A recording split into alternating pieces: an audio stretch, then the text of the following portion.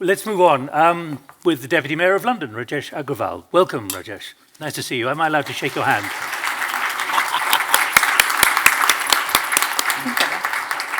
In 10 minutes, we just want to understand about the city we're all living and working in, most of us anyway, and particularly the challenges that you're now facing. And the Mayor has made that very clear, the challenge you're facing on a number of very critical issues, particularly regarding funding. Absolutely. I mean, we are all facing unprecedented times with COVID, with Brexit, and some of the spending in public services, like you rightly mentioned. But what about particularly the business of keeping the city going? Because most people here are going through that business of how am I going to get to work, how can I function, and so on. At the same time as the Mayor is saying, come December the 11th, I need to know if the government's going to give us any money. Yeah, that's a very important point. When we took over, when Sadiq first came into the office in 2016, TfL deficit was about 1.6 billion. That was then reduced substantially, and then COVID came, and that changed everything. Like any other business, there was a huge amount of loss in income because 62% of all the income in TfL comes from passenger fares. And just like many other businesses, TfL had to go to the government for funding. Sadly, it's been very short term. We need a long-term funding solution for TfL. Also, more and more people are doing 2 days, 3 days a week working from home. Commuter income it will go down, and that's why it's hugely important that the government listens and sits around the table and negotiate a long-term funding deal for TfL. What kind of model is emerging at City Hall at the moment about how you think you can take this forward, given the change in behaviour, the change in willingness and wishes to go to work? Well, again, we have to see what the long term holds. Obviously, there are companies on one end who want 100% working from home or remotely. There are companies on the other hand who want everybody in the office all day. So we have to see how it plays out. But what we do know is there will be longer term changes as a result of the pandemic. And, it was going to go down that way anyway. This is just the pandemic has accelerated that situation. And that's why it's important that the government sits around the table and actually works out a sort of longer term funding solution. Now, obviously, there's a lot of friction between you and central government, and the Mayor makes that very clear in the Financial Times in the middle of November. But how do you take this forward? How do you give guarantees and commitments to the kind of business people in this room? Well, first of all, I want to say that London has faced huge challenges in the past, and it has overcome them, and it will do so again.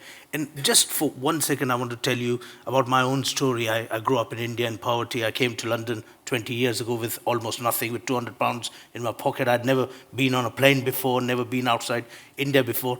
Not only was I able to create 2 successful businesses in London, but I ended up becoming the deputy mayor not once, but twice. And that is what London is all about. It's a city of opportunities. Now, with the challenges, I am optimistic that we'll all go through, and we'll be able to meet those challenges. And ultimately, government wants to level up, but there's a lot of leveling up to be done within London as well. So you look at some of the boroughs in London, very deprived. Some of the most deprived parts of the country are actually in London. And that's why it goes well with the leveling up agenda of the government, but they just need to understand that leveling up is not just about North, but across the country, including London. The Mayor seems to be suggesting that there's a fear that in the mind of the government, levelling up means levelling up elsewhere, but not maintaining the same level in London. Exactly, and that's my point, that London is not part of the problem, it's part of the solution. Without London recovery, without investment in London, there cannot be UK recovery. So it's important that London is the economic engine of the UK. So when we talk about levelling up in the UK, it's important that London is part of that. And London can help levelling up. So we support all the investment that's happening in the north. When we extend the Northern Line here, for example, the trains are made in Yorkshire. When we buy buses in London, they are coming from Derby. So it's supporting UK-wide economy by investing in London. That's 43,000 jobs, I read. it's huge number of jobs that are being supported Elsewhere. throughout the country because of the investment and also, as we know in the business, just to stand still we have to keep running, right? So it's important that we keep investing, and we have to be at the cutting edge. Investment is not a one-off, it's an ongoing thing that we have to do. And if as a city, as a country, we have to remain world class, which we are in many things, we have to stay ahead and we have to keep investing. Now, the mayor of Stockholm is also with us, and you'll be meeting her with the mayor later on. But if everyone here has to take a decision about the resilience of their business, the resilience of their operation, the way in which it can go forward, and the kind of judgments they're having to make against other cities. When I read the mayor saying TfL, Transport for London, could become a byword for managed decline, his phrase there, managed decline, what do you say to those who are still invested here, who want to build forward with a business, when he also has to write that? There is a huge amount of opportunity in London in so many different ways. I mean, look at what we are achieving in tech. For example, we are the tech capital of Europe, and I know we are working very closely with Sweden, which is doing amazing work in sort of particularly in clean tech. A lot of Swedish businesses have invested in London, Klarna, King. A huge number of investment happening on both sides. So when we talk about sort of public transport is part of the city and its resilience, and we have to sort of look at it in a more holistic way. I mean, we have done a huge amount of work in terms of reducing the pollution. One of the greatest achievement of this administration, extraordinarily, is that in last 5 years, the pollution in London has been cut to half because of the ultra low emission zone. And I know how important it is, not just to Londoners, but also to Swedes, and those are one of the sort of common values that we share. So when we talk about managed decline, we essentially, it's a factual point that the mayor is making to the central government, that we have to continually invest in public transport. Can I just ask, would anyone like to come in? We've got about 3 minutes left. Everything's going to be high pressure today. Anyone want to jump in and say, but Mr. Deputy Mayor?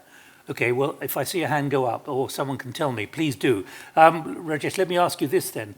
What do you do about what is now facing not just London, but many cities, where we've had some pretty heavy outbursts here of rain? It's been described as Singapore without the heat.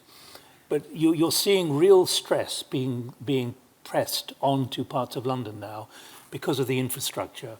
What kind of strategic long-term view are you taking on that? Because this is about the survival of the city.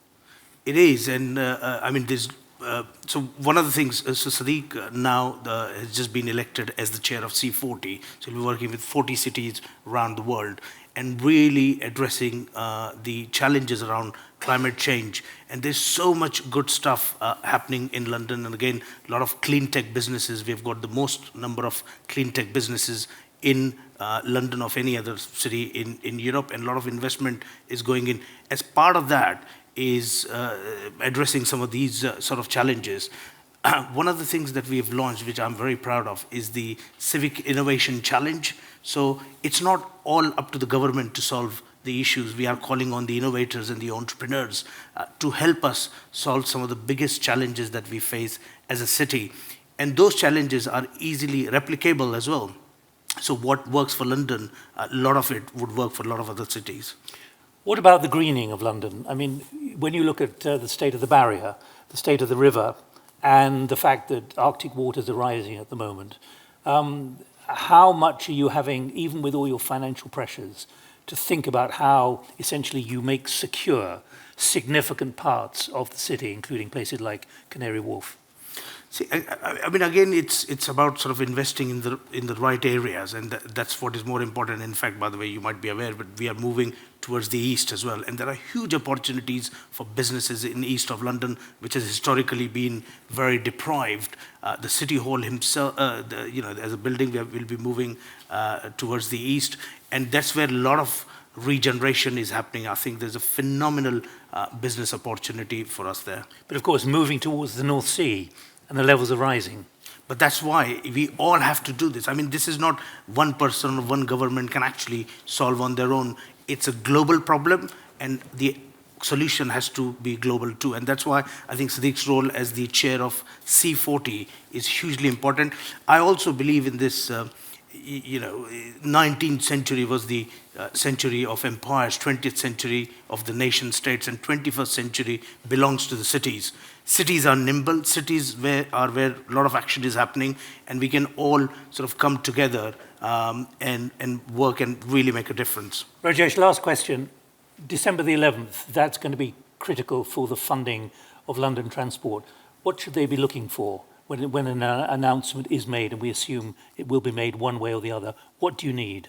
Well, in your conversations with central government, if you're talking to them, it's about making the case for London, and I think that's what the mayor is doing and talking to the government all the time. And hopefully, there will be some sort of negotiation. But the important thing is that public investment and public services is not a one-off. So you have to keep investing. And just like in our business world, we adapt and change with times. TfL also needs to change with time. And let's put the interest of London, the interest of Londoners, the interest of this country before anything else. And that is my message. Rajesh, thank you very much indeed for sparing time this morning. Thank you. Thank you. Thank you, Rajesh.